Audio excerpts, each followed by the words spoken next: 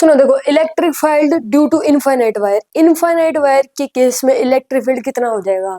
ठीक है, देखो हम पॉइंट चार्ज के केस में पढ़ चुके हैं ड्यू टू आर्क, आर्क की वजह से पढ़ चुके हैं। अब हम बात करेंगे इनफाइनाइट वायर की वजह से इलेक्ट्रिक फील्ड कितना हो जाएगा। क्लियर है? ठीक है, देखो सुनो, ये एक वायर है, क्या है कि वायर है जो कि क्या है, इनफाइनाइट है।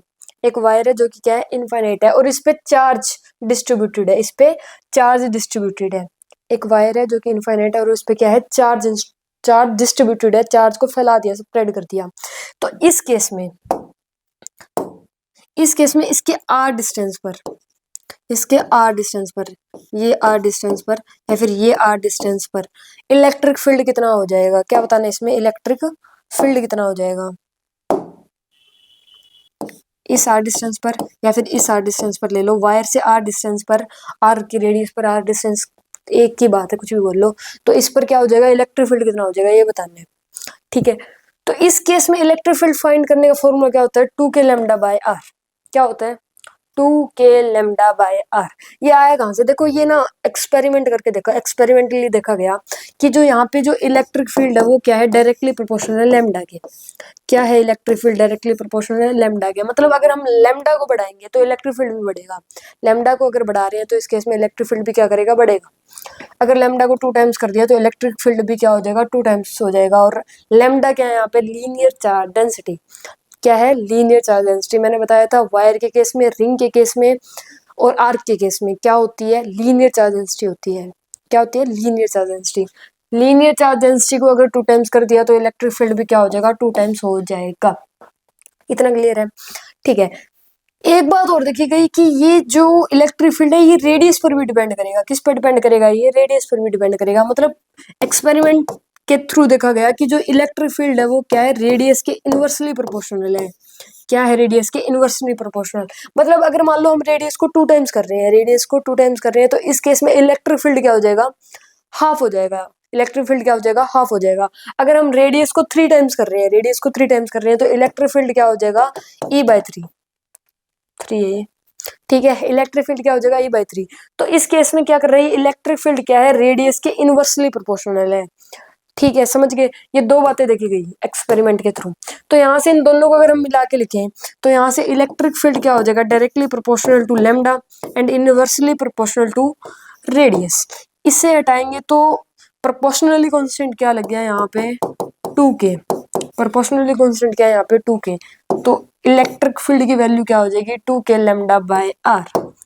मतलब एक वायर है जो कि इनफाइनाइट है और उस पे लीनियर चार्ज डेंसिटी गिवन है, चार्ज को स्प्रेड किया हुआ है, चार्ज डिस्ट्रीब्यूटेड है। तो इस केस में इस आर डिस्टेंस पर इस वायर के आर डिस्टेंस पर जो इलेक्ट्रिक फील्ड हो जाएगा वो कितना होएगा, 2k लैम्डा बाय आर। कितना होएगा, 2k लैम्डा बाय आर। देखो सुनो, हमने जो वो किया था आर के केस में इलेक्ट्रिक फील्ड कितना था, 2k lambda by are sign 5/2। तो उसमें से बस साइन 5/2 ही तो हटाना है, मतलब याद करने के लिए बता रहा हूँ मैं तो, वैसे प्रॉपर तरीका तो यही है। ठीक है, इसका इलेक्ट्रिक फील्ड फाइंड करने का फॉर्मूला क्या हो जाएगा, 2k लैम्डा बाय आर। इतना क्लियर है? ठीक है, देखो एक माइंड में आता है, पहले तो ये याद कर लो, बाद में बताएंगे माइंड वाला। तो कितना हो जाएगा इलेक्ट्रिक फील्ड आर रेडियस पर, 2k lambda by are. Clear है? देखो अगर इस पे क्या है, ये वायर पॉजिटिवली चार्ज है, वायर क्या है, पॉजिटिवली चार्ज। तो इस केस में जो इलेक्ट्रिक फील्ड है वो क्या हो जाएगा, अवे। क्या हो जाएगा, अवे। मतलब इसकी डायरेक्शन इस तरफ होगी, ये वायर से क्या हो रहा है, अवे हो रहा है। ठीक है, और अगर ये नेगेटिवली चार्ज है, क्या ये नेगेटिवली चार्ज, तो इस केस में इलेक्ट्रिक फील्ड की डायरेक्शन क्या हो जाएगी, टुवर्ड्स द वायर। इसमें अवे हो जाएगी और इसमें क्या हो जाएगी, टुवर्ड हो जाएगी। ठीक है, नेगेटिवली चार्ज है तो टुवर्ड्स द वायर, और अगर पॉजिटिवली चार्ज है तो अवे द वायर। क्लियर है? वैल्यू दोनों की सेम है, वैल्यू इलेक्ट्रिक फील्ड की वही रहेगी, 2k लैम्डा बाय आर, बस डायरेक्शन दोनों की डिफरेंट है। क्लियर? ठीक है, अब ये माइंड में नहीं आता इसका मतलब क्या है, इनफाइनाइट वायर।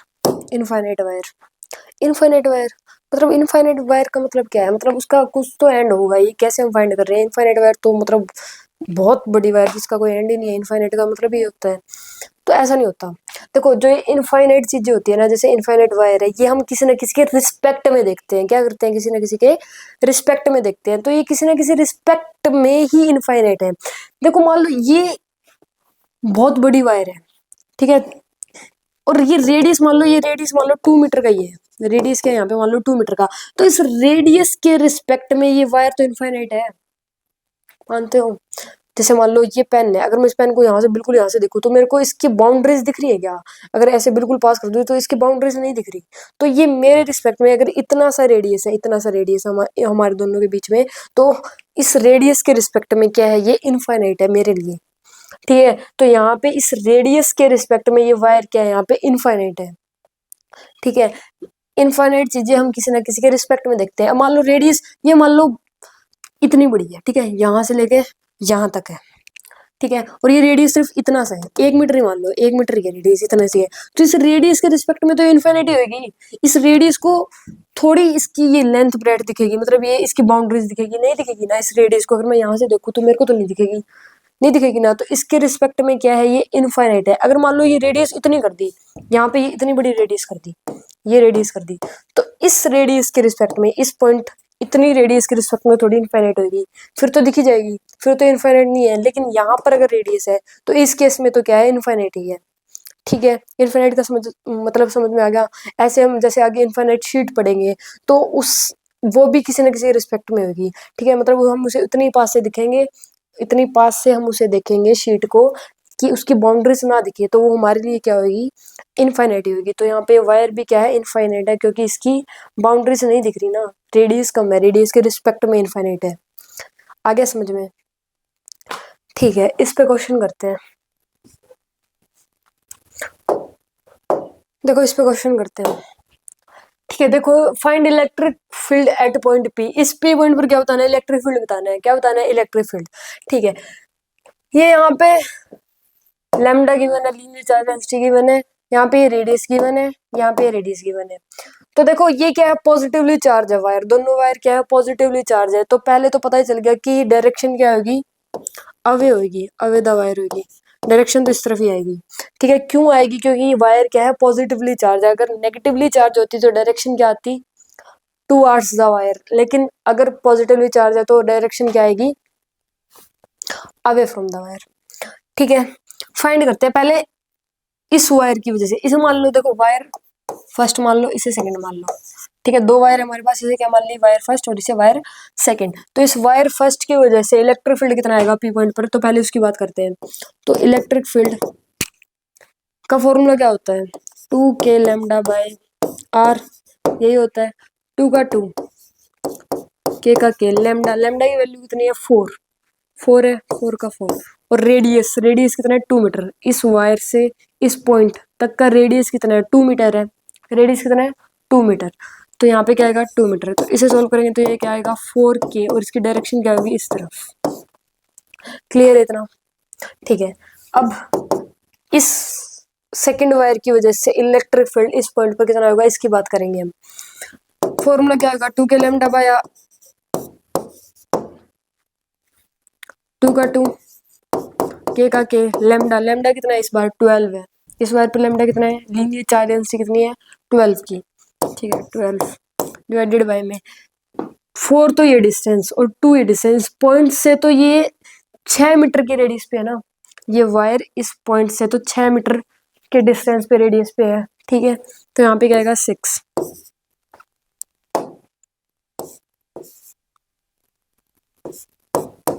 तो ये भी क्या आएगा, 4k, और इसकी डायरेक्शन भी क्या होगी, इसी तरफ होगी।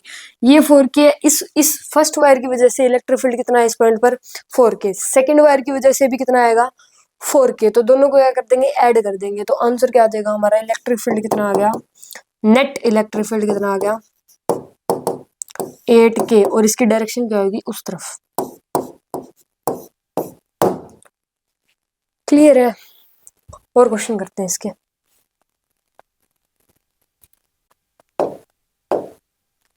अब ये क्वेश्चन है, जैसे देखो इसमें क्या है, find electric field at point P, मतलब पी पॉइंट पर क्या बताना है, इलेक्ट्रिक फील्ड बताना है इस पी पॉइंट पर। क्या बताना है, इलेक्ट्रिक फील्ड। ठीक है, देखो इसे मान लो वायर नंबर फर्स्ट, इसे मान लो वायर नंबर सेकंड। इस फर्स्ट वायर की वजह से इलेक्ट्रिक फील्ड इस पॉइंट पर कितना आएगा। ठीक है, पहले इस वायर की वजह से फाइंड कर लेते हैं।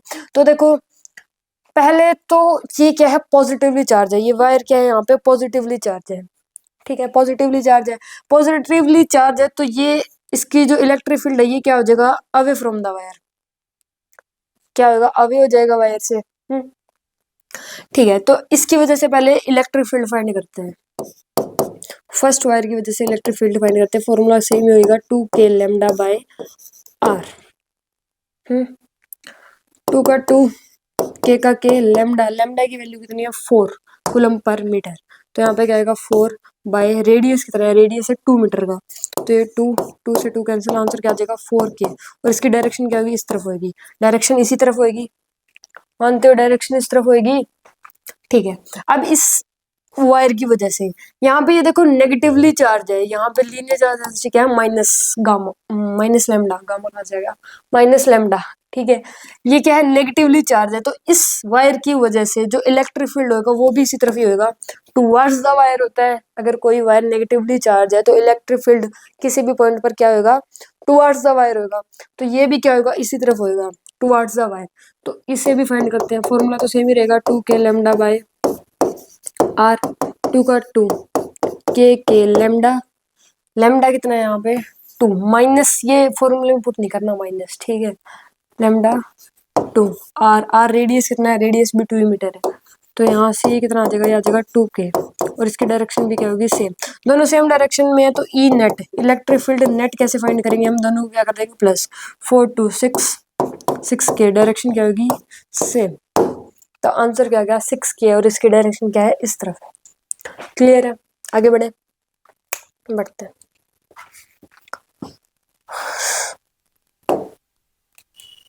देखो ये वाला क्वेश्चन करते हैं, इस पे भी इस पी पॉइंट पर क्या बताना है, इलेक्ट्रिक फील्ड बताना है, इस पी पॉइंट पर क्या बताना है, इलेक्ट्रिक फील्ड बताना है। ठीक है, तो इलेक्ट्रिक फील्ड कैसे फाइंड करेंगे, पहले दो वायर है, इसे मान लेते हैं फर्स्ट वायर और इसे क्या मान लेते हैं सेकंड वायर।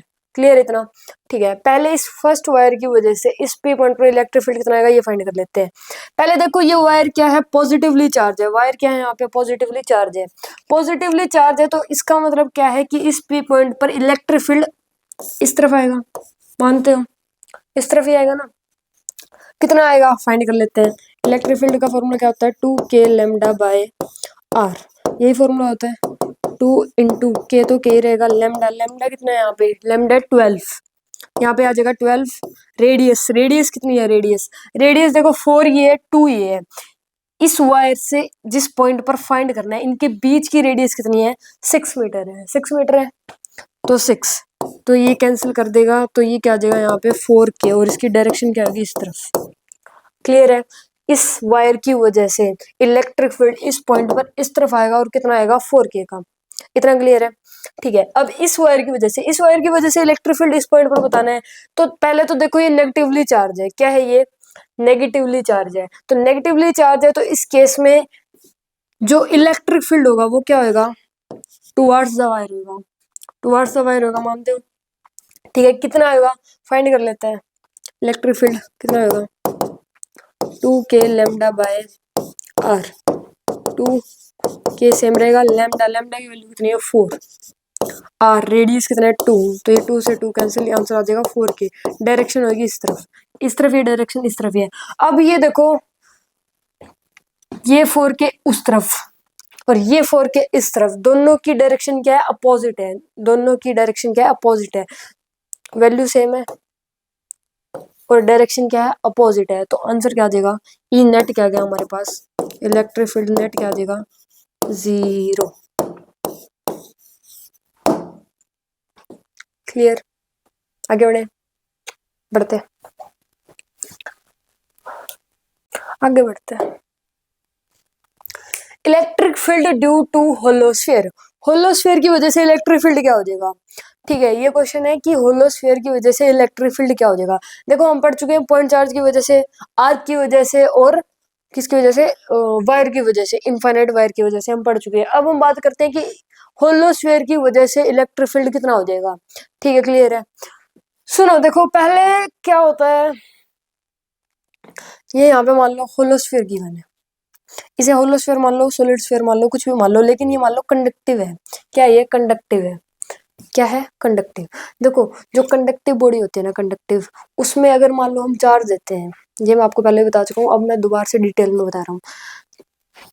अगर एक होलो स्फीयर है, होलो मान लो, सॉलिड मान लो, अगर वो कंडक्टिव है तो इस केस में अगर मान लो चार्ज हमने यहाँ पे दिया तो वो चार्ज उसके सरफेस पर फैल जाएगा, पूरी बॉडी के सरफेस पे फैल जाता है, अगर बॉडी क्या है? कंडक्टिव है। तो वुड है, वुड नॉन कंडक्टिव होता है, सबको पता है वुड क्या है? नॉन कंडक्टिव है। तो अगर मैं वुड को चार्ज दूंगा तो वो चार्ज वही रहेगा जहां मैंने दिया है, उसी पोजीशन पर रहेगा, वो चेंज नहीं होगा। लेकिन जैसे मान लो स्फीयर है और ये कंडक्टिव है, तो इस केस में अगर मैं इसे चार्ज दे रहा हूँ ना, तो वो उसी सेम जगह पर नहीं रहेगा जहां पे मैंने उसे चार्ज दिया है, वो चेंज हो जाएगा, वो पूरे उसके सरफेस पे आ जाएगा, पूरी बॉडी के सरफेस पे आ जाएगा। देखो इसमें मेन बात क्या है, दो मेन बातें इसमें, कि when charge is given to a conductive body then it spreads on the surface of the whole body।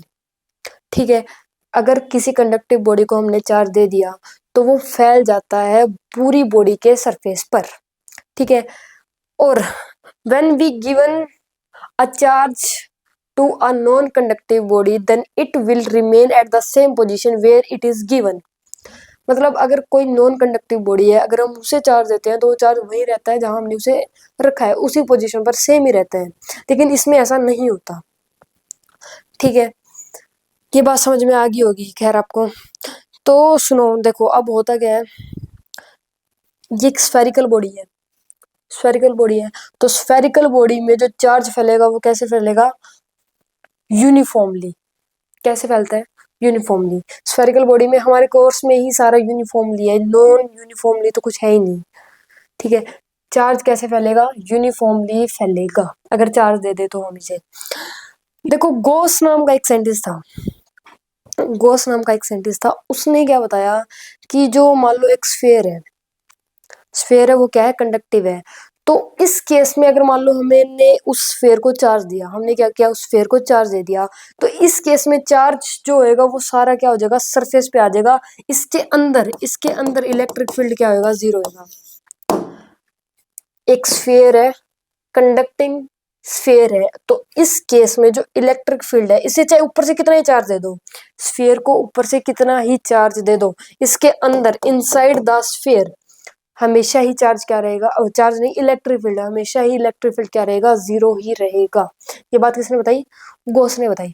पता है जब बात बताई ना गोस को, तो मतलब लोगों ने माना ही नहीं, कहते ऐसे थोड़ी होता है। तो उसने ये प्रूव करने के लिए कि मैंने जो बात बताई है वो सही है, वो उसने क्या करा कि एक स्फीयर बनवा लिया, बड़ा सारा स्फीयर बना लिया, जो क्या था? कंडक्टिव था, कंडक्टिंग था। ठीक है, स्फीयर बना लिया और उसके अंदर वो खुद चला गया, एक स्फीयर बनवा लिया और उसके अंदर खुद चला गया। और बाहर से जो कह रहे थे कि हम नहीं मानते, गॉस ने बोला उन्हें कि ठीक है तुम ऊपर से चार्ज दो, दो चार्ज, कंडक्टिंग है, चार्ज दो।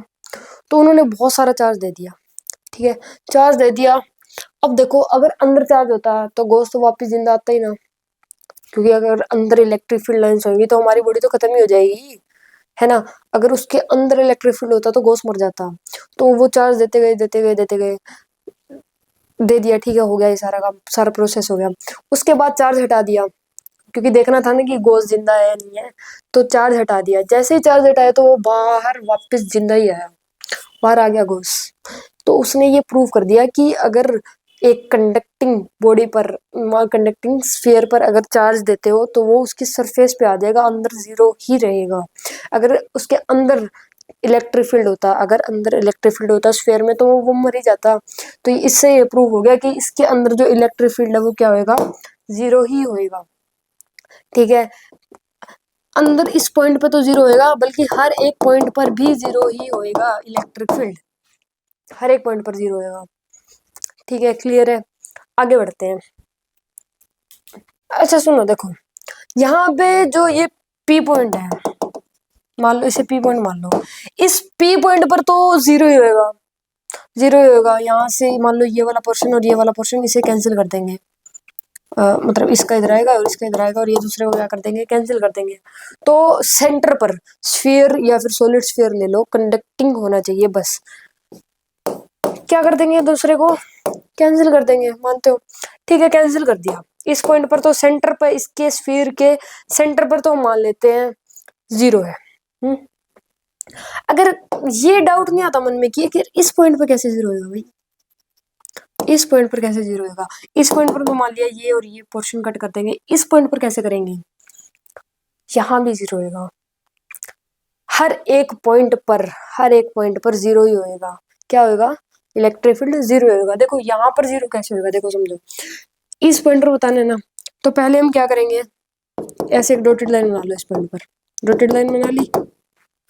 अब यहाँ से छोटे छोटे पीस कट कर लो।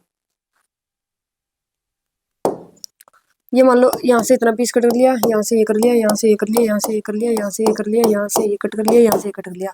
इसकी वजह से इलेक्ट्रिक फील्ड इधर आएगा, इसकी वजह से इधर आ जाएगा, इसकी वजह से इधर आ जाएगा, इसकी वजह से इधर, ऐसे इसकी वजह से इधर। इन सब का रिजल्टेंट कहाँ आएगा, बीच में आएगा। रुको थोड़ा सा, 1 मिनट।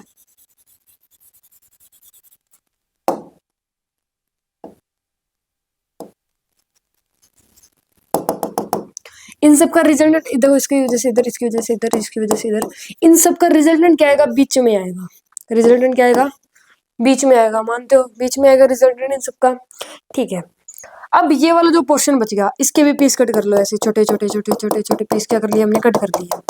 तो इन सभी पीसेस की वजह से भी ऐसे ऐसे इलेक्ट्रिक फील्ड आएंगे, ऐसे ऐसे।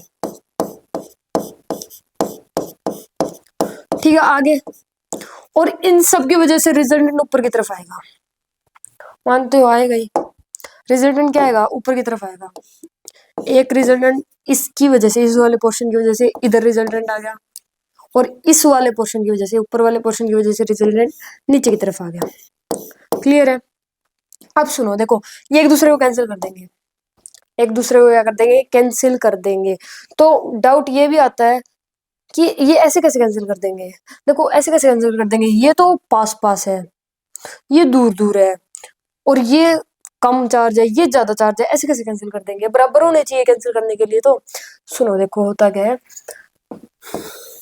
ये भले ही पास पास है, ये भले ही, ये चार्ज क्या है, कम है, क्या हो गया इसके, ये चार्ज क्या है, कम है, कम है।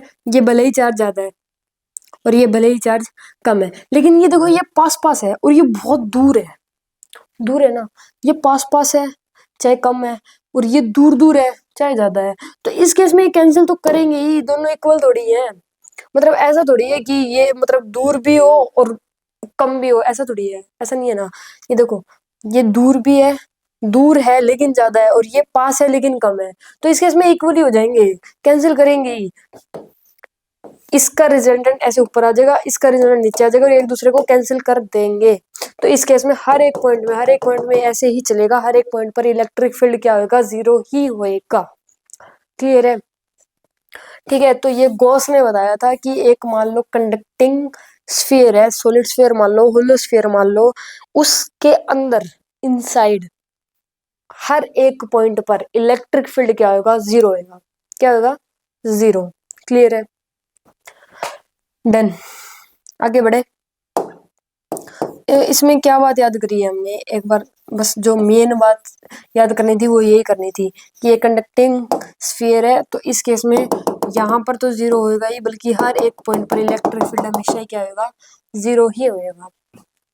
आगे बढ़े, आगे बढ़ते हैं।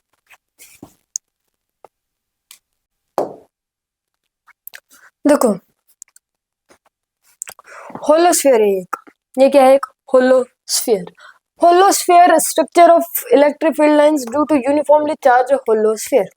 देखो यूनिफॉर्मली चार्ज मैं पहले ही बता चुका हूँ क्या होता है, और अब भी बता रहा हूँ क्या होता है। यूनिफॉर्मली, क्या हो गया इसके, यूनिफॉर्मली चार्ज का मतलब क्या होता है, यूनिफॉर्मली चार्ज,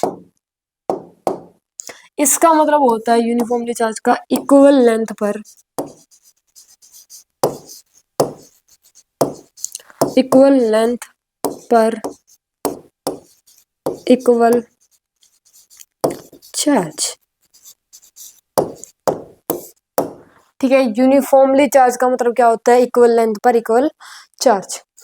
देखो इसमें क्या होता है, ये जो पॉइंट है ये क्या है, सेंटर है, इस होलोस्फेयर का क्या है, सेंटर है।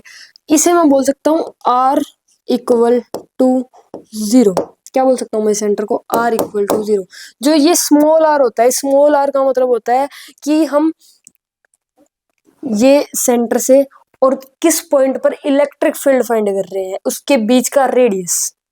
जैसे मान लो अगर मैं यहाँ पर इलेक्ट्रिक फील्ड फाइंड करूं तो इसके बीच का रेडियस को हम क्या बोलेंगे, स्मॉल r। तो अगर इसी पॉइंट पर रेडियस बताना है तो यहाँ पर स्मॉल r, सॉरी, इसी पॉइंट पर इलेक्ट्रिक फील्ड बताना है तो यहाँ पर r की वैल्यू क्या हो जाएगी, 0 ही हो जाएगी, है ना, 0 ही हो जाएगी। तो इस पॉइंट को मैं क्या बोल सकता हूँ, इस पॉइंट को, इस सेंटर को क्या बोल सकते हैं, R इक्वल टू 0, क्योंकि यहाँ पे रेडियस क्या है, 0 है। इस पॉइंट पर क्या बोल सकते हैं कि जो ये R है, अब ये R क्या हो जाएगा, ये R हो जाएगा। R क्या है, छोटा है इस R से। इस पॉइंट पे ये बोल सकते हैं R less than R, small r less than capital R। Capital R तो ये यहाँ से लेके यहाँ तक की रेडियस है, और स्मॉल r क्या होगी, हर जगह पर स्मॉल r है ना, वो चेंज अलग ही मिलेगी हर जगह पर, हर जगह पर स्मॉल r क्या मिलेगी, चेंज ही मिलेगी, अलग ही मिलेगी। देखो यहाँ पे क्या है, 0 है। अब देखो ये जो डिस्टेंस है इसे क्या बोलेंगे हम, स्मॉल r। सेंटर से लेके जिस पॉइंट पर हम इलेक्ट्रिक फील्ड फाइंड करते हैं उसके बीच की रेडियस को क्या बोलते हैं, स्मॉल r। ठीक है, गुड। इस पे हम क्या बोल सकते हैं, R इक्वल टू R, क्योंकि अब सेंटर से लेके और इस पॉइंट पर हम क्या कर रहे हैं, वो इलेक्ट्रिक फील्ड फाइंड कर रहे हैं, तो इसकी रेडियस को क्या बोला है, स्मॉल r। और ये क्या है, कैपिटल R। कैपिटल R तो गिवन है, ये दोनों इक्वल है, यहाँ से लेके यहाँ तक स्मॉल r है और यहाँ से लेके यहाँ तक ये क्या है, कैपिटल R। दोनों इक्वल है तो इसे क्या बोल सकते हैं, R equal to R।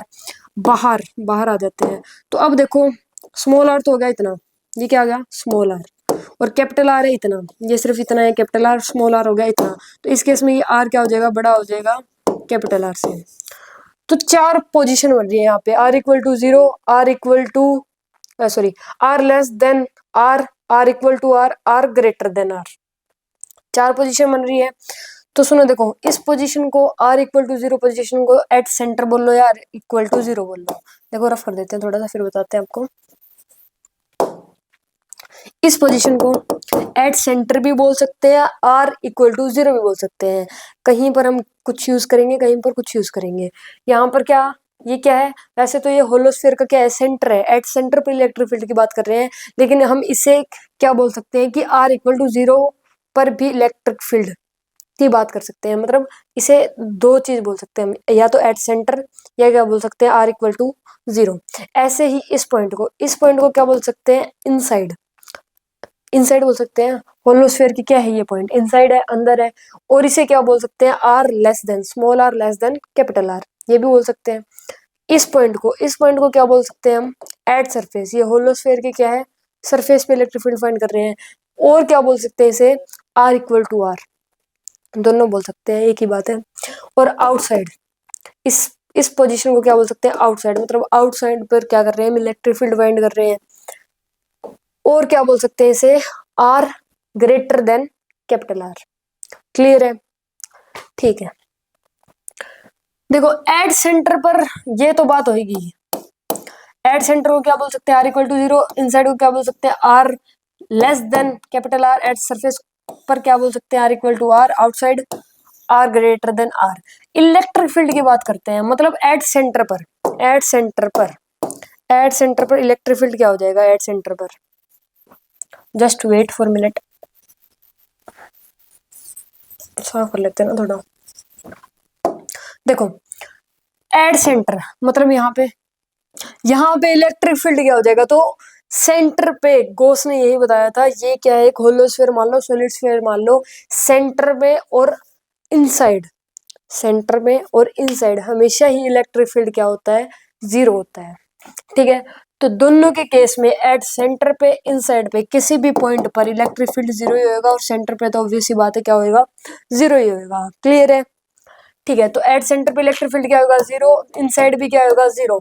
At surface, surface पर इलेक्ट्रिक फील्ड क्या हो जाएगा, तो उसकी वैल्यू होती है के क्यू बाय में कैपिटल आर स्क्वायर, के क्यू बाय में कैपिटल आर स्क्वायर।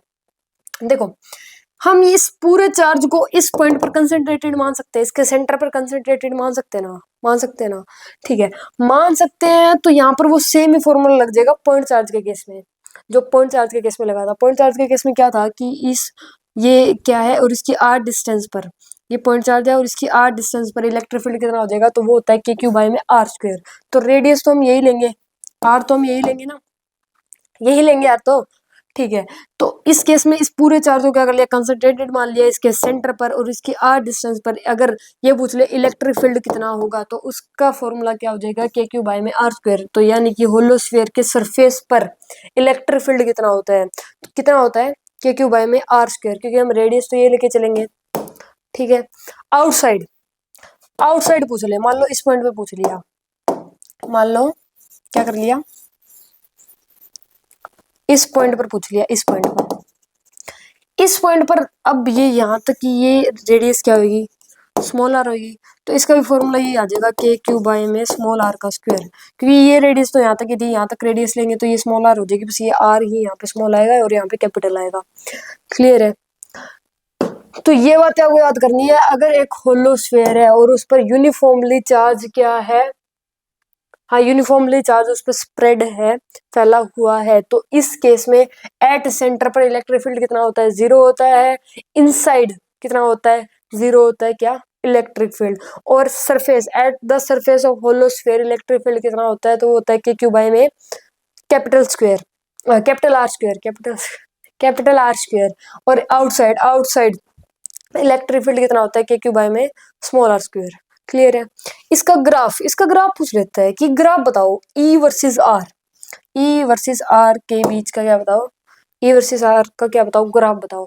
तो इस केस में ग्राफ देखो, पहले इक्वल टू यहाँ तक, पहले स्टार्टिंग में क्या होता है, ये इक्वल टू मान लो 0 है, ठीक है। यहाँ पे ये मान लो इक्वल टू क्या है, आर क्या है, छोटा इसे, यहाँ तक 0 ही है, देखो 0 ही है, दोनों के इसमें क्या है, इलेक्ट्रिक फील्ड 0 है, तो ये क्या चलेगा, ऐसे लीनियर ही चलेगा, हॉरिजॉन्टल लाइन, ठीक है। फिर देखो R equal to R, R equal to R पर अचानक से क्या हो गया, बढ़ गया electric field, K Q by में आर स्क्वायर हो गया। तो इस केस में अचानक से ये भी क्या हो गया, बढ़ गया, ग्राफ क्या हो गया, बढ़ गया। और वैल्यू कितने से बढ़ा है, K Q bye are square से क्या हो गया, ग्राफ बढ़ गया। फिर बाद में धीरे धीरे क्या होता जाएगा, कम होता जाएगा, बाद में क्या होता जाएगा, धीरे धीरे कम होता जाएगा। स्टार्टिंग में ग्राफ क्या था, 0 था, यहाँ तक क्या था, 0 था। उसके बाद आर इक्वल टू आर पर बढ़ गया, अच्छा मतलब सडनली ही बढ़ गया, इतना ज्यादा बढ़ गया। और उसकी कितने से बढ़ा, के क्यू बाय आर स्क्वायर से। और फिर बाद में धीरे धीरे क्या होता जा रहा है, ये कम होता जा रहा है।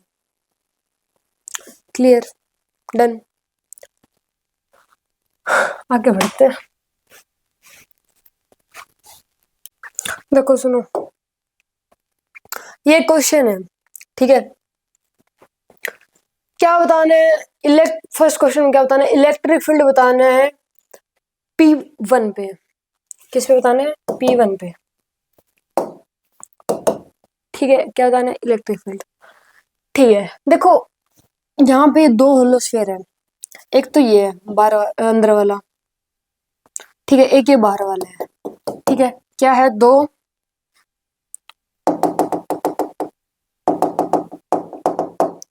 क्या है यहाँ पे, दो होलो स्फीयर, ठीक है।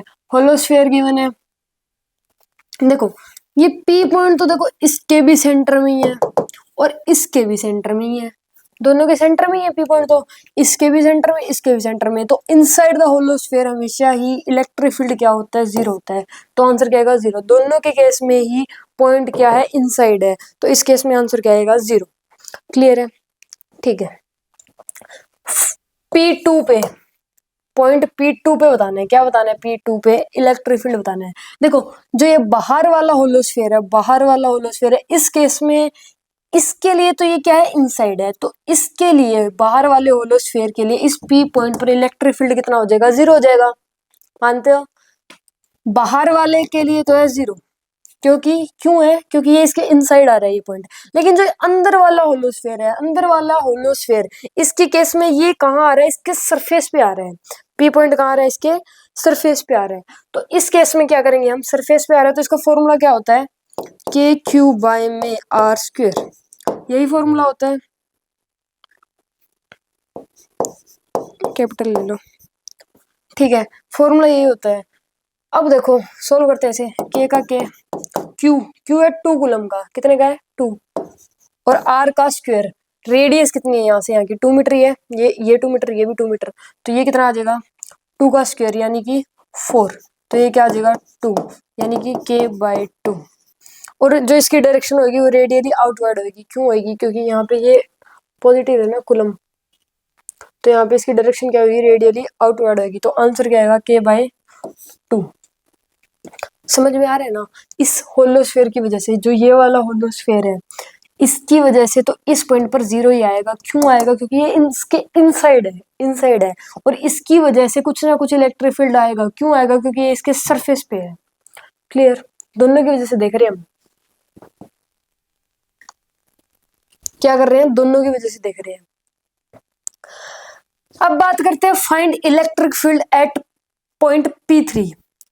P3 पर, P3 कहाँ पे है, ये रहा P3। एक बार इसे रफ कर देते हैं फिर देखते हैं।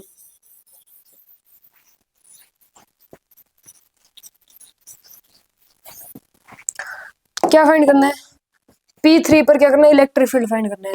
देखो बाहर वाला होलोस्फेयर है, P3 पॉइंट इसके इनसाइड आ रहा है। बाहर वाले होलोस्फेयर के केस में जो P3 पॉइंट है वो कहाँ आ रहा है, इनसाइड आ रहा है। तो इसका मतलब क्या है कि यहाँ पर इस P3 पर इस होलोस्फेयर की वजह से इलेक्ट्रिक फील्ड कितना आएगा, 0 आएगा। मानते हो 0 आएगा, ठीक है 0 आएगा। तो इसकी वजह से तो क्या आएगा 0, प्लस में इसकी वजह से कुछ ना कुछ आएगा, अंदर वाले होलोस्फेयर की वजह से कुछ ना कुछ इलेक्ट्रिक फील्ड आएगा P3 पॉइंट पर। कितना आएगा, फॉर्मूला क्या होता है, के क्यू बाय में आर स्क्वायर, यही फॉर्मूला होता है। देखो ये पूरी रेडियस कितनी है, 4 मीटर, ये कितनी है 2 मीटर, तो ये कितनी बचेगी 2 मीटर बचेगी। तो इसे क्या बोल देंगे 1 मीटर, और इसे भी क्या लिख सकते हैं 1 मीटर। समझ रहे हो, ये पूरी क्या है 4 मीटर, ये गिवन है। देखो इतनी 4 मीटर है, ये भी 4 मीटर है, ये इतनी 2 मीटर है, ये भी इतनी 2 मीटर है, ये होगी पूरी 4 मीटर, ये होगी 2 मीटर। तो ये कितनी होगी, यहाँ से 2 मीटर होगी, तो इससे इसके बीच की डिस्टेंस क्या हो जाएगी 1 मीटर, और इसके बीच की डिस्टेंस क्या हो जाएगी 1 मीटर। तो ये इस पॉइंट से और इस पॉइंट तक P3 तक ये पूरी रेडियस, इसके बीच का डिस्टेंस कितनी आ गई 3 मीटर, 3 मीटर आ गई, मानते हो। देखो दोबारा से सुन लो अगर नहीं समझ में आया तो। देखो ये पूरी क्या है 4 मीटर है, ये इतनी कितनी है 2 मीटर, तो ये कितनी बच गई, ये 2 मीटर बच गई, और ये यहाँ से यहाँ तक क्या हो जाएगी 1 मीटर। तो इस पॉइंट से इस पॉइंट तक कितनी हो जाएगी 2 प्लस में 1 मतलब 3 मीटर।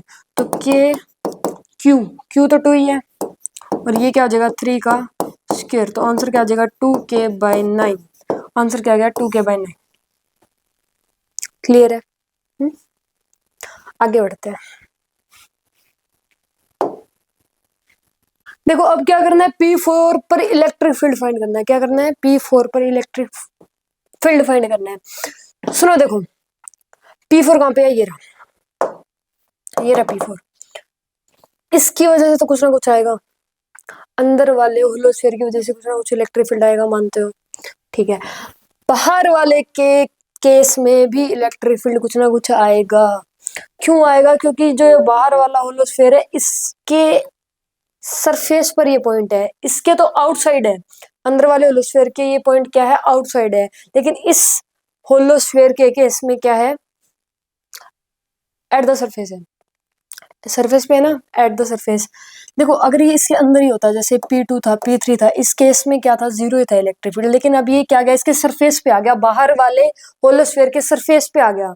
तो इस केस में इलेक्ट्रिक फील्ड क्या होगा, कुछ ना कुछ होएगा। अंदर होता तो 0 होएगा, लेकिन अब ये बाहर है, तो इस केस में दोनों होलोस्फीयर के केस में इलेक्ट्रिक फील्ड, दोनों केस में कुछ ना कुछ होएगा। तो दोनों का फाइंड करते हैं, फिर दोनों को ऐड कर देंगे। पहले अंदर वाले की बात करते हैं। अंदर वाले के केस में इलेक्ट्रिक फील्ड कितना होगा, KQ/में आर स्क्वायर। सोल्व करते हैं, के का के, क्यू की वैल्यू कितनी है 2 कूलम, 2 बाय में आर स्क्वायर, रेडियस कितना हो जाएगा, रेडियस 4, 4 का स्क्वायर 16, तो ये कितना आ जाएगा k बाय 8। और इसकी डायरेक्शन होगी रेडियली आउटवर्ड। रेडियली आउटवर्ड क्यों होगी, क्योंकि ये देखो पॉजिटिव दे रखा है ना, ये कूलम चार्ज, चार्ज क्या है गिवन, पॉजिटिव है, तो इसका मतलब क्या होगी, डायरेक्शन क्या होगी, रेडियली आउटवर्ड होगी। ठीक है, अब बाहर वाले की वजह से फाइंड करते हैं, के क्यू बाय में आर स्क्वायर, के का के, क्यू, क्यू की वैल्यू कितनी लेंगे, देखो के क्यू की वैल्यू 4 लेंगे। यहाँ पे ये माइनस गिवन है, इसका मतलब ये नहीं है कि फॉर्मूले में माइनस पुट करेंगे, ऐसा कुछ नहीं है, फॉर्मूले में माइनस पुट नहीं करेंगे। ठीक है, फॉर्मूले में माइनस पुट नहीं करेंगे, क्यों नहीं करेंगे, क्योंकि ये डायरेक्शन को बता रहा है ना, कि ये कह रहा है कि फॉर्मूले में पुट करो, ऐसा कुछ नहीं है। यहाँ पे ये पॉजिटिव था तो इसका मतलब इसकी डायरेक्शन क्या होगी, रेडियली आउटवर्ड। ये यहाँ पे नेगेटिव है तो इसका मतलब इसकी डायरेक्शन क्या हो जाएगी, रेडियली इनवर्ड। इसका मतलब ये नहीं है कि फॉर्मूले में माइनस पुट करो ना, ऐसा कुछ नहीं है। ठीक है, रेडियस, रेडियस का स्क्वायर, रेडियस कहाँ है यहाँ, रेडियस है 4 मीटर, तो इसका स्क्वायर आ जाएगा 16, ये आ जाएगा k बाय 4, और इसकी डायरेक्शन क्या होगी, इनवर्ड। इन दोनों में से बड़ा कौन सा है, k बाय 4 या k बाय 8, k बाय 4 बड़ा है, तो k by 4 minus k by 8, minus क्यों करा, क्योंकि दोनों की डायरेक्शन क्या है, अपोजिट है। क्या निकाल रहे हैं, electric field net, net electric field find कर रहे हैं, तो यहाँ से आंसर क्या आ जाएगा, k बाय 8, और इसकी डायरेक्शन क्या होगी, डायरेक्शन, डायरेक्शन होगी इस तरफ। इस तरफ क्यों होगी डायरेक्शन, क्योंकि क्या है, ये वाला बड़ा है ना, तो इस तरफ ही होगी। तो आंसर क्या गया यहाँ पे, कहाँ गया, k बाय 8, आंसर क्या गया, k बाय 8। क्लियर है। फिफ्थ क्वेश्चन, क्वेश्चन नंबर 5,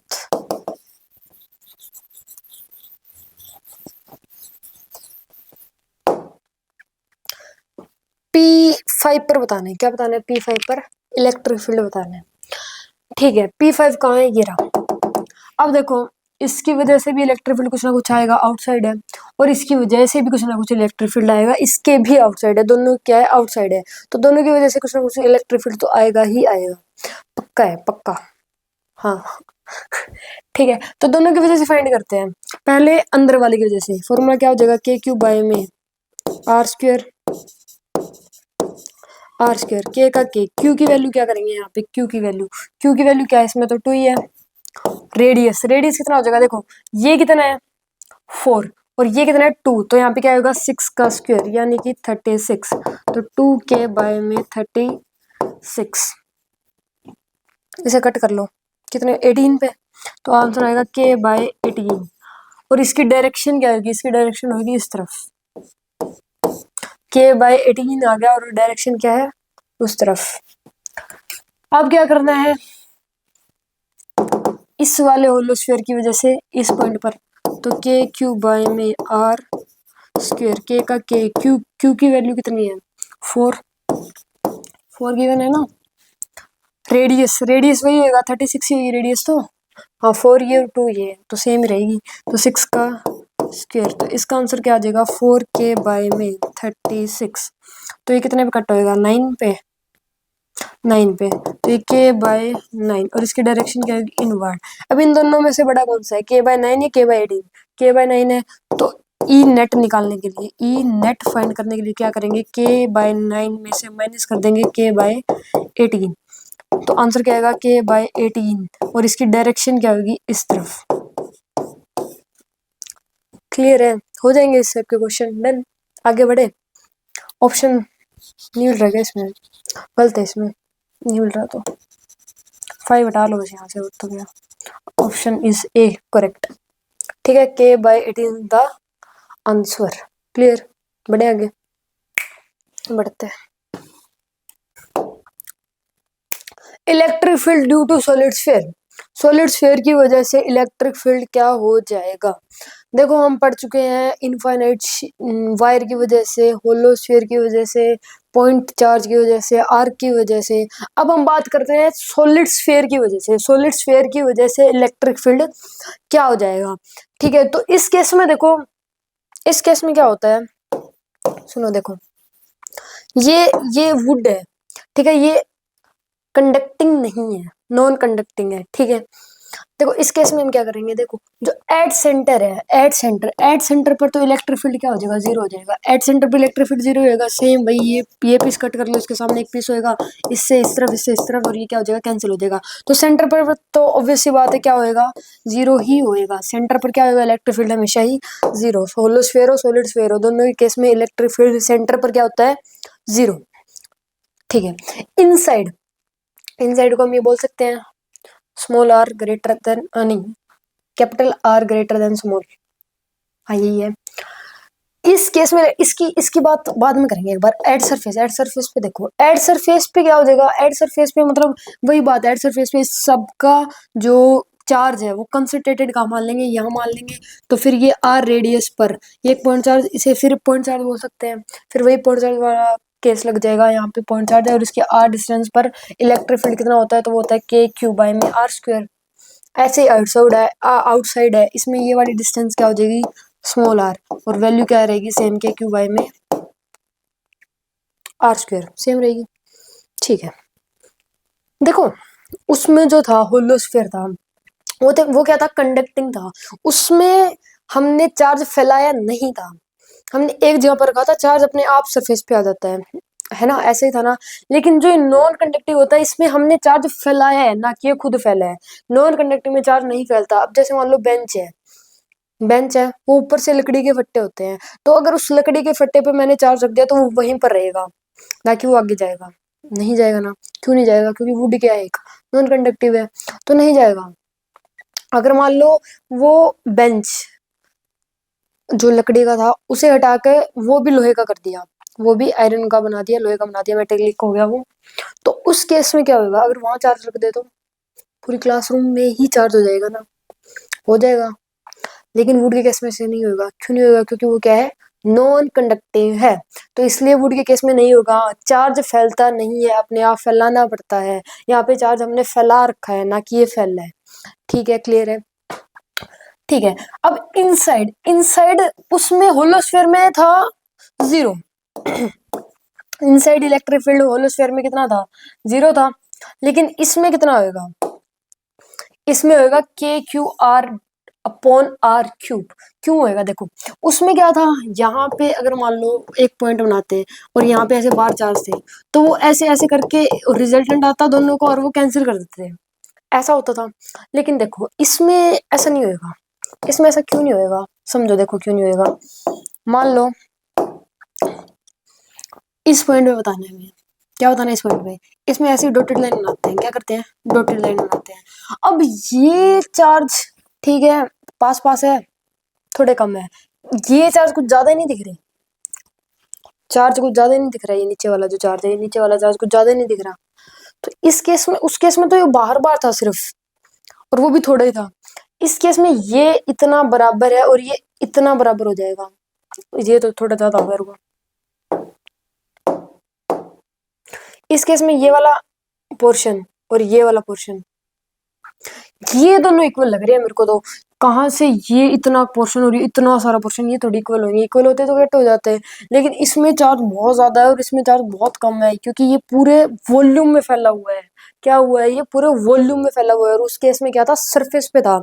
ये पूरे वॉल्यूम में चार्ज है, तो इस केस में ये वाला चार्ज क्या है, ज्यादा है, ज्यादा ही है ना, ज्यादा है। तो इस केस में अंदर कुछ ना कुछ इलेक्ट्रिक फील्ड होगा ही, कैंसिल नहीं होगा, जीरो नहीं होगा इलेक्ट्रिक फील्ड, कुछ ना कुछ होगा, पक्का होगा।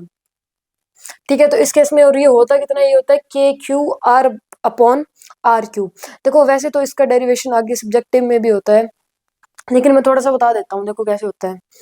अगर मान लो हमें ये पोर्शन काट लिया हमने, ये पोर्शन क्या कर दिया, कट कर लिया, दिख नहीं रहा ना। मान लो इसमें से एक ये पोर्शन कट कर लिया, तो इसका जो वॉल्यूम होता है, वॉल्यूम क्या होता है, मान लो इसमें से एक पोर्शन कट कर लिया, तो वॉल्यूम क्या होता है, वॉल्यूम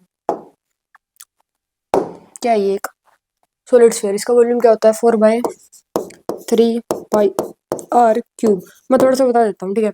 इसको रो से मल्टीप्लाई कर दो, क्या कर देंगे, रो से मल्टीप्लाई, रो से मल्टीप्लाई कर दिया, तो यहाँ से ये चार्ज आ जाएगा, इसके अंदर चार्ज आ जाएगा। इसके अंदर चार्ज कितना आएगा, अंदर एक पॉइंट पे, जैसे मान लो इतना है ना, ये पोर्शन कट कर लिया, इसके अंदर चार्ज कितना आएगा, ये आ गया रो इंटू 4/3 पाई r का क्यूब। ये क्या आ गया, इसके अंदर चार्ज आ गया। ठीक है, अब इसको क्या करेंगे, इसको हम मल्टीप्लाई कर देंगे। मल्टीप्लाई नहीं, रुको रुको रुको, फॉर्मूला क्या होता है, के क्यू बाय में, फॉर्मूला क्या होता है, के क्यू बाय में आर स्क्वायर, यही होता है फॉर्मूला। वैल्यू पुट करते हैं, के क्यू की वैल्यू, क्यू की वैल्यू ये आ जाएगी, ये आ जाएगी रो इंटू में 4/3 पाई आर क्यूब डिवाइडेड बाय में क्यूब है ये आर स्क्वायर, ये कट हो जाएगा, यहाँ पे क्या बचेगा आर। अब ये क्या आ गया, ये यहाँ पे आ गया हमारे पास, क्या आ गया, के इंटू में रो इंटू 4/3 पाई आर, यही आ गया। अब देखो रो को हम क्या लिख सकते हैं, रो क्या होता है, total charge by total volume. Rho क्या होता है, रो का मतलब क्या होता है, इसका फॉर्मूला क्या होता है, total charge by total volume. Total charge कितना है, के तो के रहेगा, इसको क्या लिख सकते हैं, total charge by total volume. Total charge कितना है, क्यू का है, टोटल चार्ज कितने का है, क्यू का है, क्यू का चार्ज फैला हुआ है इस पे, ये क्यू का चार्ज ही फैला हुआ है हर जगह। ठीक है, डिवाइडेड बाय में टोटल वॉल्यूम, वॉल्यूम क्या आता है 4/3 पाई आर क्यूब इंटू में 4/3 पाई आर, इससे ये कैंसिल, आंसर आ गया K Q small R divided by में आर का क्यूब, आर का क्यूब। तो ये क्या आ गया, इलेक्ट्रिक फील्ड आ गया अंदर, इनसाइड इलेक्ट्रिक फील्ड कितना होगा, K Q are divided by में आर का क्यूब। क्लियर है, ये ऐसे बस हिंट दिया थोड़ा सा, आया कहाँ से है ये, वैसे आपको कोई नीड नहीं है कि ये कहाँ से आया है, बस पता होना चाहिए अंदर inside electric field. Solid sphere के केस में जो कि क्या है, नॉन कंडक्टिव है, तो उसके केस में इलेक्ट्रिक फील्ड कितना होता है, K Q are divided by में आर का क्यूब। क्लियर, आगे बढ़ते हैं।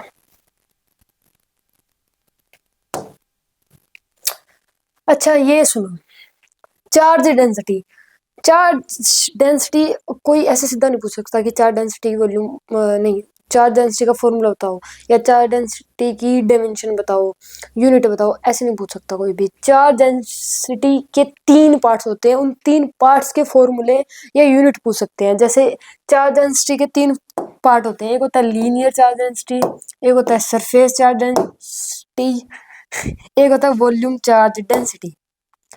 ठीक है, चार्ज डेंसिटी के 3 पार्ट होते हैं, linear charge density, surface charge density and volume charge density. देखो लीनियर चार्ज डेंसिटी हम कैसे फाइंड कर सकते हैं, total charge by total length कर लीनियर चार्ज डेंसिटी, इसे डिनोट किससे करते हैं, पहले डिनोट की बात कर लेते हैं, इसे डिनोट करते हैं लैम्डा से, इसे डिनोट करते हैं सिग्मा से, इसे डिनोट करते हैं रो से। लीनियर चार्ज डेंसिटी को किससे डिनोट करते हैं, लैम्डा से। सरफेस चार्ज डेंसिटी को किससे डिनोट करते हैं, सिग्मा से। और वॉल्यूम चार्ज डेंसिटी को किससे डिनोट करते हैं, रो से। इसका फॉर्मूला होता है total charge by total length, surface charge density का फॉर्मूला होता है total charge by total area, और रो का फॉर्मूला होता है total charge by total volume. इसकी यूनिट क्या हो जाएगी, इसकी यूनिट होती है कुलम, इसकी क्या होती है कुलम, इसकी क्या हो जाएगी मीटर, तो यूनिट क्या हो जाएगी कुलम पर मीटर, इसकी आ जाएगी कुलम पर मीटर स्क्वायर, और इसकी क्या होती है coulomb per metre cube. Clear है, इसकी यूनिट होती है कुलम पर मीटर, इसकी होती है कुलम पर मीटर स्क्वायर, और इसकी होती है coulomb per metre cube. Clear, done, okay. देखो जो ये लीनियर चार्ज डेंसिटी होती है ना, ये हम पढ़ते हैं वायर के केस में, वायर के केस में, रिंग के केस में, और आर्क में बोल सकते हैं, क्योंकि ये इसका ही पार्ट होता है ना। तो इन सब के केस में क्या होती है, लीनियर चार्ज डेंसिटी, लैम्डा, हमने पहले क्वेश्चन भी किए थे, तो वैसे तो ये सबसे पहले आनी चाहिए स्लाइड, बट कोई बात नहीं, अब समझ लो, कोई दिक्कत नहीं है। Surface charge density, surface charge density जो कंडक्टिव चीजें होती है, कुछ भी कंडक्टिंग थिंग, कंडक्टिंग होती है जो, होलो स्फीयर ले लो, ठीक है। और volume charge density, volume charge density होती है जो नॉन कंडक्टिंग होती है, नॉन कंडक्टिंग, वुड ले लो। क्लियर है, ठीक है।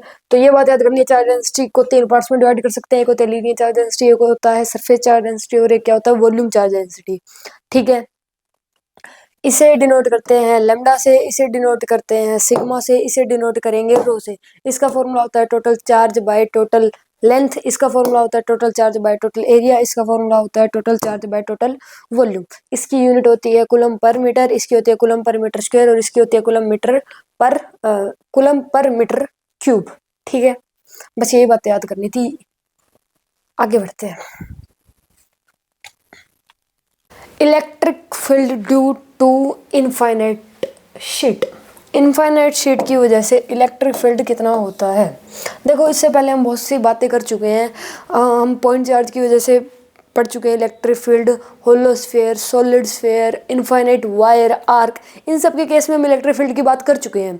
अब हम बात करेंगे electric field due to infinite sheet. मतलब इनफाइनाइट शीट की वजह से इलेक्ट्रिक फील्ड क्या होता है, कितना हो जाएगा? मतलब किसी पॉइंट पर इनफाइनाइट शीट की वजह से इलेक्ट्रिक फील्ड की वैल्यू क्या होगी?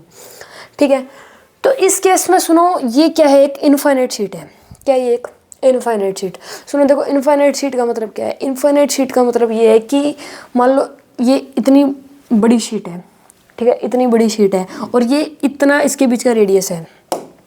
ये मान लो ये रेडियस है, क्या ये इतना रेडियस है? तो इस रेडियस के रिस्पेक्ट में ये शीट क्या है? इनफाइनाइट है। अगर इस रेडियस से हम इस शीट को देख रहे हैं तो इस केस में ये इसकी हमें बाउंड्रीज नहीं दिखेगी, बाउंड्रीज नहीं दिखेगी ना, तो इस केस में रेडियस के रिस्पेक्ट में क्या हो जाएगी? ये इनफाइनाइट हो जाएगी। अगर मान लो इतनी है ये,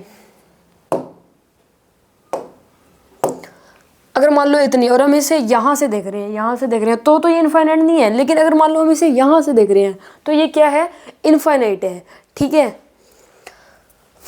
देखो रुको, जैसे एग्जांपल मान लो आप ना किसी डेजर्ट में हो, ठीक है, एक डेजर्ट है, उसमें हो, तो आपको एक दीवार दिखती है, 1 किलोमीटर तो इधर तक है, 1 किलोमीटर इधर है, और 1 किलोमीटर ऊपर है, और आप उसके सामने खड़े हो। ठीक है, आप उसके सामने खड़े हो, मान लो ऐसे खड़े हो, और ये 1 किलोमीटर तक इधर है, 1 किलोमीटर तक इधर है, और 1 किलोमीटर तक ऊपर है, ऐसे है। तो हम जहाँ पर खड़े हैं उस जगह से क्या उस जो दीवार है उसकी बाउंड्रीज दिख जाएंगी? 1 किलोमीटर तक फैली हुई है, उसकी बाउंड्रीज दिख जाएगी? नहीं दिखेगी। क्या चल गया? बाउंड्रीज नहीं दिखेगी ना उसकी, तो वो हमारे लिए क्या है? इनफाइनाइट है। लेकिन अगर मान लो उससे बहुत दूर चले गए, 50 किलोमीटर दूर चले गए, उस वॉल से जो दीवारें थी उससे क्या चले गए? 50 किलोमीटर दूर चले गए, तो उस केस में वो इनफाइनाइट थोड़ी दिखेगी। अब नहीं दिखेगी ना इनफाइनाइट। अब देखो, मान लो मैं बोर्ड को ऐसे देख रहा हूँ, ऐसे, तो इस तरीके में मेरे को इसकी अगर बाउंड्रीज नहीं दिख रही तो ये मेरे लिए इनफाइनाइट है। लेकिन अगर मैं वहाँ से थोड़ी सी दूर जाके अगर इसे देखूँ तो इनफाइनाइट थोड़ी है, तो मेरे को इजीली दिखेगी। तो इस केस में रेडियस के रिस्पेक्ट में देखते हैं कि चीज़ें इनफाइनाइट है या नहीं है। क्लियर है? तो यहाँ पे ये इतना सा रेडियस है, तो इस रेडियस के रिस्पेक्ट में ये शीट क्या है? इनफाइनाइट है। क्लियर? तो यहाँ पे क्या है? एक इनफाइनाइट शीट है। क्या है? Infinite sheet. इस पे चार्ज फैला हुआ है, क्यू का चार्ज फैला हुआ है। ठीक है, देखो, सबसे पहली बात कि इनफाइनाइट शीट की वजह से जो इलेक्ट्रिक फील्ड होता है वो क्या होता है? यूनिफॉर्म होता है। इनफाइनाइट शीट की वजह से इलेक्ट्रिक फील्ड क्या होता है? यूनिफॉर्म होता है। यूनिफॉर्म क्यों होता है? यूनिफॉर्म मतलब यूनिफॉर्म कैसे होता है इलेक्ट्रिक फील्ड? सुनो, देखो, ये जो इलेक्ट्रिक फील्ड लाइन्स है, इलेक्ट्रिक फील्ड लाइन्स है ना, ये अगर इनके बीच का गैप सेम है, यहाँ पे ये गैप, ये गैप, ये गैप, ये गैप, अगर ये सेम है तो इस केस में इलेक्ट्रिक फील्ड क्या हो जाएगा? यूनिफॉर्म हो जाएगा। क्या हो जाएगा? यूनिफॉर्म।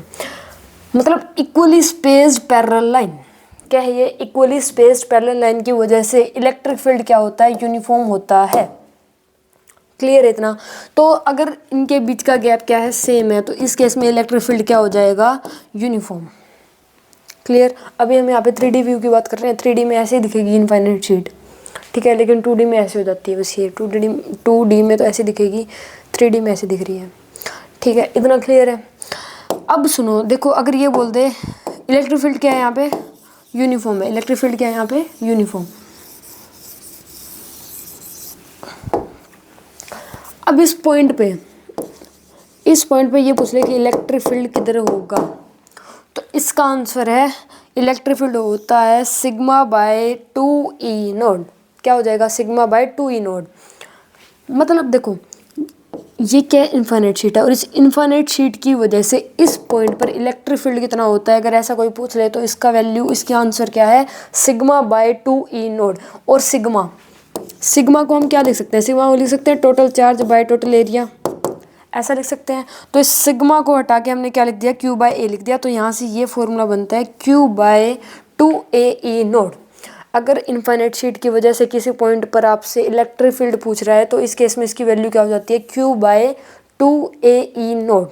ठीक है, यहाँ पे जो ई होता है, ये जो ई होता है, ये ई होता है यहाँ पे, इसकी स्पेलिंग होती है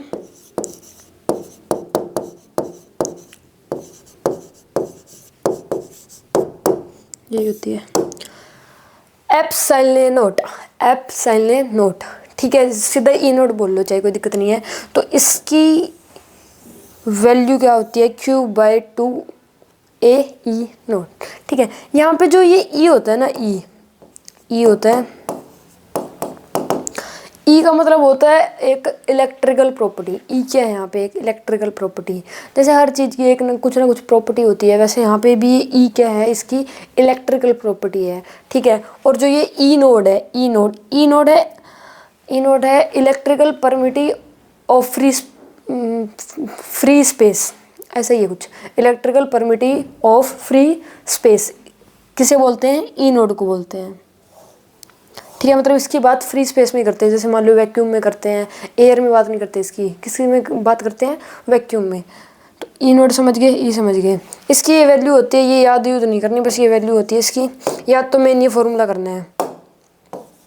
फॉर्मूला क्या होता है, Q by 2a E naught. Done है, इतना क्लियर। ये 3D व्यू है, और ये क्या, देखो अगर इस पे क्या है, पॉजिटिव चार्ज है, ये पॉजिटिवली चार्ज है, तो इस केस में इलेक्ट्रिक फील्ड की डायरेक्शन क्या होगी, रेडियली आउटवर्ड, ये तो पता ही है। और अगर नेगेटिवली चार्ज है, नेगेटिवली चार्ज है तो क्या होती है, इनवर्ड होती है। यहाँ पे नेगेटिवली बता नहीं रखा, लेकिन मैं बता देता हूँ, यहाँ पे ये पॉजिटिवली चार्ज है, तो इसका मतलब इलेक्ट्रिक फील्ड क्या होगा, रेडियली आउटवर्ड। और अगर ये नेगेटिवली चार्ज होता तो इस केस में इलेक्ट्रिक फील्ड क्या होता, रेडियली इनवर्ड। क्लियर है। अच्छा सुनो, एक डाउट आता है मन में कि ये जो लाइन है ये हमेशा ही ऐसे पैरेलल चलेगी, मतलब इनके बीच का गैप हमेशा ही सेम रहेगा ऐसे, मतलब ये तो चलती रहेगी फिर तो, मतलब ऐसा आता है मन में डाउट कि हमेशा इनके बीच का गैप सेम ही रहेगा, ये कहाँ तक जाएगी, इनके बीच का गैप सेम ही रहेगा। तो ऐसा नहीं होता। देखो इनके बीच का गैप तब तक ही सेम रहता है जब तक ये इनके लिए इनफाइनाइट है। जैसे ही ये इनके लिए इनफाइनाइट नहीं रहेगी तो इनके बीच ये ना आगे जाके ऐसे हो जाती है, ऐसे ऐसे ऐसे हो जाएगी, और फिर धीरे धीरे जाके इलेक्ट्रिक फील्ड ही खत्म हो जाएगा। देखो यहाँ तक मान लो ये रेडियस यहाँ तक ही है, ठीक है, इतना रेडियस पे अगर देख रहे हैं तो इस रेडियस के रिस्पेक्ट में क्या है, इनफाइनाइट है। तो यहाँ तक क्या हो रही है, ये लाइन इक्वली स्पेस्ड है, मतलब इनके बीच का गैप क्या है, इक्वल है। तो इस केस में तो ये ऐसे ही चलेगी, इनके बीच क्या है, इनके बीच में स्पेस क्या है, इक्वली चलेगा। जब तक क्या है, इससे क्या लग रही है कि ये इनफाइनाइट है, जब तक इस पॉइंट को ये शीट इनफाइनाइट लगेगी तब तक इलेक्ट्रिक फील्ड लाइंस के बीच का गैप क्या रहेगा, सेम रहेगा। लेकिन जैसे ही ये ज़्यादा रेडियस लेंगे हम, जैसे ही ज़्यादा रेडियस लिया, अब इस पॉइंट के लिए ये शीट इनफाइनाइट नहीं रही, तो इस केस में ये भी ऐसे नहीं चलेंगे बल्कि ऐसे हो जाएंगे, ऐसे इस तरीके से। ठीक है, तो ये लाइन इनके बीच का गैप, ये लाइन पैरेलल और इनके बीच का गैप तब तक ही सेम होता है जब किसी पॉइंट के लिए इनफाइनाइट शीट क्या हो, इनफाइनाइट हो, ये शीट क्या हो, इनफाइनाइट हो। जब ये इनफाइनाइट शीट नहीं रहेगी तो इस केस में ये भी ऐसे नहीं रहेंगे, पैरेलल नहीं रहेंगे, दूर दूर चले जाएंगे। ठीक है, तो जब तक हमें ये इनफाइनाइट लगती है तब तक ये ऐसे चलती है, जब ये इनफाइनाइट नहीं लगती तो ये कैसे हो जाते हैं, ऐसे हो जाते हैं। क्लियर है, समझ गए। ठीक है, आगे बढ़ते हैं।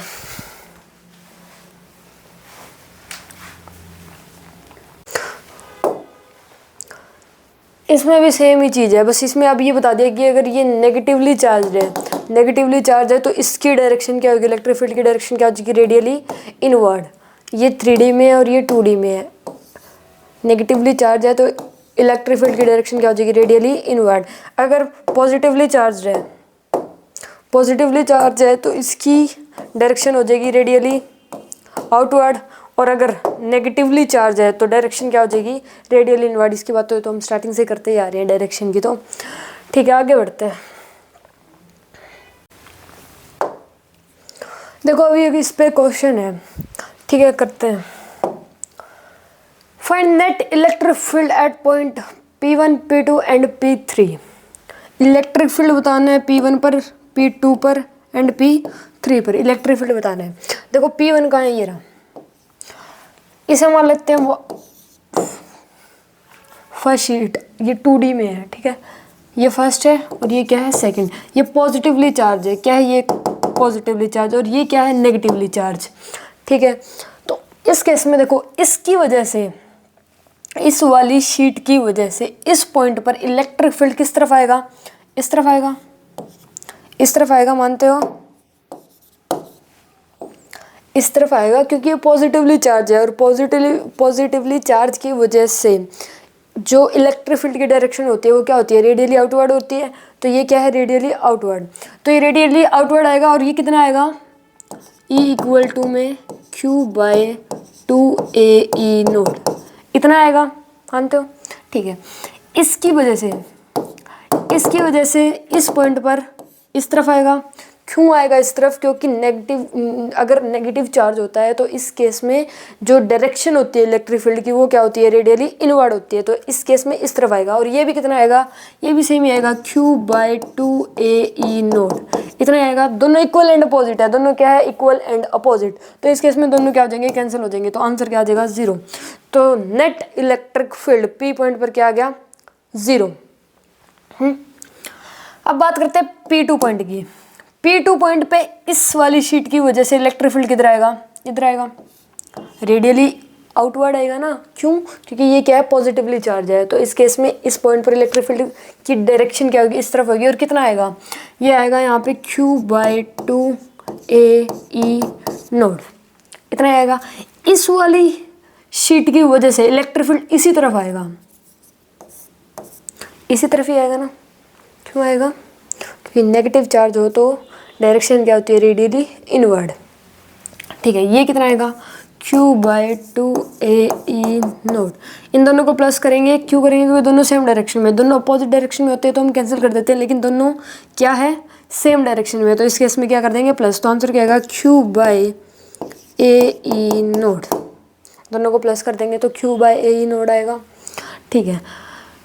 P3 पे इस वाली शीट की वजह से इलेक्ट्रिक फील्ड किधर आएगा, इधर आएगा, रेडियली आउटवर्ड इधर ही आएगा, और इस शीट की वजह से इधर आएगा, रेडियली इनवर्ड आएगा, कितना आएगा, ये कितना आएगा Q/2AE नोड, और ये कितना आएगा Q/2AE नोड, दोनों इक्वल एंड अपोजिट है, कैंसिल हो जाएंगे, तो आंसर क्या आ जाएगा 0।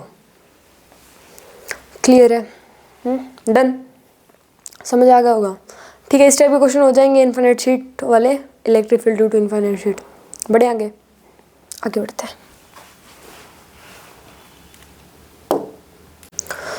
कूलम्ब्स लॉ, देखो ये क्या कहता है कि अगर मान लो दो चार्जेस हैं, क्या है दो चार्जेस हैं, एक है Q1 एक है Q2, और इनके बीच का जो डिस्टेंस है वो है R, इनके बीच का रेडियस क्या है R। तो इस केस में ये दोनों चार्ज एक दूसरे पर क्या लगाते हैं फोर्स लगाते हैं, क्या लगाते हैं एक दूसरे पर फोर्स। यहाँ पे तो ये रिपल्सिव फोर्स लगा रहे हैं, रिपल्शन हो रही है यहाँ पे तो, लेकिन रिपल्सिव भी हो सकती है और अट्रैक्शन भी हो सकती है, मतलब अट्रैक्टिव फोर्स भी लगा सकते हैं और रिपल्सिव फोर्स भी लगा सकते हैं। तो इसने क्या बताया कि अगर मान लो दो चार्जेस हैं, उनके बीच का कुछ ना कुछ रेडियस है, रेडियस मान लो R है, तो इस केस में दोनों चार्जेस एक दूसरे पर क्या लगाते हैं फोर्स लगाते हैं। और ये तो पढ़ा ही होगा कि प्लस प्लस चार्जेस क्या करते हैं दोनों को रिपेल करते हैं, माइनस माइनस दोनों क्या करेंगे रिपेल करेंगे, प्लस माइनस क्या करते हैं अट्रैक्ट करते हैं, ये तो पता ही होगा है ना। तो यही बात बताई गई है कि ये क्या करेंगे, अब यहाँ पे तो रिपल्शन हो रहा है लेकिन ये अट्रैक्ट भी कर सकते हैं, अट्रैक्शन फोर्स भी लग सकता है यहाँ पे, अगर एक प्लस का और एक माइनस का हो तो इस केस में क्या लगता है अट्रैक्शन। देखो यहाँ से तो फिर फोर्स की वैल्यू क्या निकलेगी, फोर्स क्या हो जाएगा, डायरेक्टली प्रोपोर्शनल हो जाएगा Q1 Q2 के। फोर्स क्या होगा, डायरेक्टली प्रोपोर्शनल Q1 Q2 के, इन्वर्सली क्या हो जाएगा R² के, इन्वर्सली क्या हो जाएगा R² के। इन दोनों को मिला के लिख दिया तो ये क्या आ जाएगा, F directly proportional to K नहीं आएगा यहाँ पे, गलती से था ये, F directly proportional to Q1 Q2 divided by में R²। अब इससे हटाएंगे, प्रोपोर्शनली कांस्टेंट को हटाएंगे तब K आएगा। तो F फोर्स की वैल्यू क्या हो जाएगी, K Q1 Q2 divided by में R²। ओके, तो फोर्स की वैल्यू क्या आ गई यहाँ से, K Q1 Q2 bye R²। जो यहाँ पे K है ना, K वही इलेक्ट्रोस्टैटिक है, जो इलेक्ट्रोस्टैटिक कांस्टेंट है जो हम स्टार्टिंग से पढ़ते जा रहे हैं, KQ बाय R², जो पहला फॉर्मूला था पॉइंट चार्ज के केस में। इलेक्ट्रिक फील्ड पॉइंट चार्ज के केस में क्या होता है, R रेडियस पर KQ बाय R² होता है। तो ये वही K है, इलेक्ट्रोस्टैटिक कांस्टेंट, इसकी वैल्यू भी वही है, 9 × 10⁹ वही वैल्यू है। ठीक है, तो ये K वही है, electrostatic constant. K depend on the medium between the charges, मतलब K डिपेंड करता है मीडियम में, मतलब आप कौन से मीडियम में ले रहे हो चार्जेस को वाटर में ले रहे हो, एयर में ले रहे हो, मतलब मीडियम कौन सा मीडियम है, तो वहाँ पे K अलग अलग मीडियम का अलग अलग K होता है, अलग अलग मीडियम का अलग अलग K होता है। ठीक है, अब जो हम ये जो K पढ़ रहे थे, इस K की वैल्यू पढ़ रहे थे, जो हम क्या थी 9 × 10⁹ ये पढ़ रहे थे, ये थी एयर में। अगर मीडियम एयर है तो इस केस में हम K की वैल्यू क्या लेके चलते हैं, 9 × 10⁹। जैसे हमने जो पहला फॉर्मूला किया KQ बाय में R², अगर हम एयर में चेक कर रहे हैं तो यहाँ पर K की वैल्यू क्या रखेंगे, ये रखेंगे 9 × 10⁹। तो हम एयर की बात कर रहे हैं और लगभग मतलब एयर की बात ही होती है, अगर गिवन नहीं होता क्वेश्चन में कि मीडियम क्या है तो वहाँ पे एयर ही लेके चलते हैं। तो और लगभग बात भी ज़्यादातर तो एयर की होती है, तो इसलिए हम एयर की ही लेके चल रहे थे। इस K की वैल्यू क्या लेके चल रहे थे, 9 × 10⁹। और एयर के लिए K ये भी हो सकता है, एक तो K की वैल्यू ये होती है 9 × 10⁹, एक ये भी हो सकता है 1/4 πE0। ठीक है, देखो इलेक्ट्रोस्टैटिक कांस्टेंट एयर के लिए क्या होता है, यही होता है जो हम पढ़ रहे हैं 9 × 10⁹।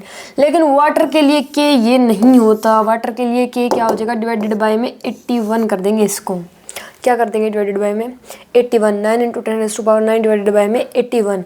ऐसे ही वैक्स में, अगर वैक्स में K की बात कर रहे हैं, मतलब फॉर्मूला यही है लेकिन हम क्या कर रहे हैं, वैक्स में देख रहे हैं, तो इस केस में इसका जो K होती है, K की वैल्यू क्या हो जाती है, 9 × 10⁹ डिवाइडेड बाय में 2। तो अलग अलग मीडियम में K की वैल्यू अलग अलग होती है। क्लियर है। एक होता है डाई इलेक्ट्रिक कांस्टेंट, ये था इलेक्ट्रोस्टैटिक कांस्टेंट, और एक होता है डाई इलेक्ट्रिक कांस्टेंट। एक तो इसमें सबसे बड़ी कंफ्यूजन क्या होती है, दोनों को K से ही डिनोट करते हैं, दोनों को K से डिनोट कर रखा है। अभी ऐसा बना रखा है तो ऐसा पढ़ना तो पड़ेगा ही, हम तो अपने आप से तो चेंज कर नहीं सकते। इलेक्ट्रोस्टैटिक कांस्टेंट को भी K से डिनोट करते हैं और डाई इलेक्ट्रिक कांस्टेंट को भी K से डिनोट करते हैं। तो अगर पूछ ले कि K की वैल्यू क्या है किसी भी मीडियम में, एयर में K की वैल्यू क्या है, तो आपको पहले ये पता होना चाहिए कि K कौन से K की बात कर रहे हैं, इलेक्ट्रोस्टैटिक कांस्टेंट की बात कर रहे हैं या डाई इलेक्ट्रिक कांस्टेंट की बात कर रहे हैं। क्यों, क्योंकि दोनों का सिंबल सेम ही है, K ही है, तो यहाँ पे कन्फ्यूजन होती है। देखो डाई इलेक्ट्रिक कांस्टेंट आगे डिटेल में पढ़ेंगे, अभी मैं ये बता देता हूँ, जो इसके जो नीचे वाला होता है ना, इसे बोलते हैं डाई कांस्टेंट और डाई इलेक्ट्रिक कांस्टेंट। क्या बोलते हैं इसे, डाई इलेक्ट्रिक कांस्टेंट। देखो यहाँ पे इसको 1 बोल दिया, एयर में, एयर के केस में इसके नीचे क्या है 1, तो dielectric constant for air, dielectric constant for air क्या हो जाएगा 1। Dielectric constant for water, water के लिए डाई इलेक्ट्रिक कांस्टेंट क्या हो जाएगा 81। Dielectric constant K for wax, wax के केस में ये नीचे वाला क्या हो जाएगा 2। इसके बारे में आगे डिटेल में पढ़ेंगे नेक्स्ट बुकलेट में, अभी तो बस ये बातें याद करनी है। ठीक है, कूलम्ब्स लॉ तो हो गया डन। ठीक है जी, हो गया।